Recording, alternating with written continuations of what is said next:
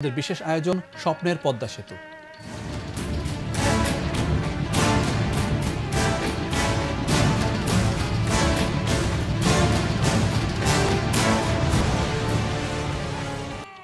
পদ্মা সেতু বাস্তবায়নে প্রায় ৩,০০০ একর জমি অধিগ্রহণ করে সরকার। এতে প্রায় ১১০০ কোটি টাকা ব্যয় হয় ক্ষতিপূরণ বাবদ। এই এলাকার মানুষগুলোকে পুনর্বাসনে করা হয়েছে ৭টি পুনর্বাসন কেন্দ্র। জমির পরিমাণ অনুসারে দেয়া হয়েছে ২ শতক, ৫ শতক এবং ৭ শতকের প্লট। সরকারের উদ্যোগে সন্তোষ প্রকাশ করলেও এখনও নতুন কাজ জোটাতে পারেননি অনেকে। পদ্মাপাড়ের এসব মানুষের কথা জানাচ্ছেন মোহাম্মদ নুরুন নবী, ক্যামেরায় ছিলেন তফসির হাসান। ধারাবাহিক রিপোর্টের আজ দেখুন তৃতীয় পর্ব। স্বপ্নের পদ্মা সেতু বাস্তবায়নের পথে চলছে বিশাল কর্মযজ্ঞ। নদীর তীরের এই বিস্তীর্ণ এলাকায় ছিল পদ্মাপাড়ের মানুষের বসবাসের স্থান, আবাদি জমি ও জীবন জীবিকা। অসংখ্য আনন্দ, বেদনা ও মধুময় স্মৃতি এখানে। বৃহত্তর স্বার্থে ছাড়তে হয়েছে সবকিছুই।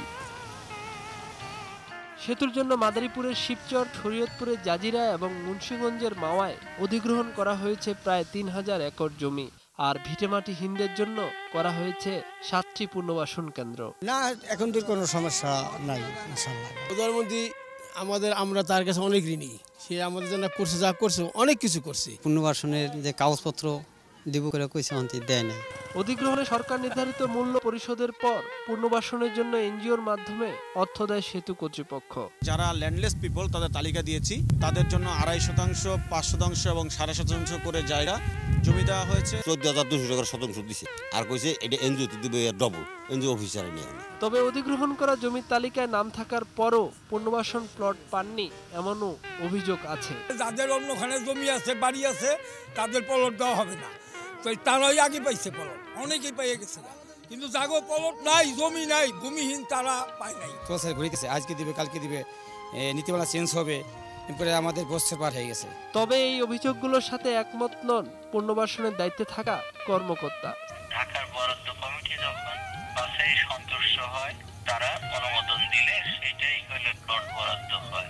মানুষজন বিক্ষুব্ধ হয়ে অভিযোগ করে তা না, আমাদের প্লট বরাদ্দ কমিটি এইগুলিকে আবার পুনঃতদন্ত করবে। জমি হারাবার পর নতুন কর্মে ফিরতে পারেননি অনেকেই, তাই আছে অন্তত খেয়ে পরে চলার মতো কর্মসংস্থানের দাবিও। আমরা চাচ্ছি যেখানে একটা মিল ফ্যাক্টরি হোক। যাদের টাকা পয়সা নাই তাদের এখানে চলাটা খুবই কষ্ট। কাজ কাম নাই, কোনো কিছু নাই। বিশেষজ্ঞরা বলছেন বড় ধরনের প্রকল্পে কিছু অব্যবস্থাপনা থাকা অস্বাভাবিক নয়, তবে সম্পদের ক্ষতিপূরণের পুনর্বাসন নীতির সঠিক বাস্তবায়নের পরামর্শ তাদের। জমি অধিগ্রহণ আর পুনর্বাসন বাংলাদেশে সবচেয়ে দুরূহ। এই সমস্যাগুলো আসলে আমরা দেখি যে এই ধরনের অবকাঠামোতে যদি বাড়তি নজরদারি না হয়, পুনর্বাসনের কয়েকটা দিক আছে। একটা হচ্ছে জমির মূল্যটা যেন সঠিকভাবে হয়, তার যে সাময়িকভাবে সে চলার যে কাজগুলো ডিসলোকেশন হবে, সেগুলোর জন্য তার একটা ক্ষতিপূরণ প্রয়োজন।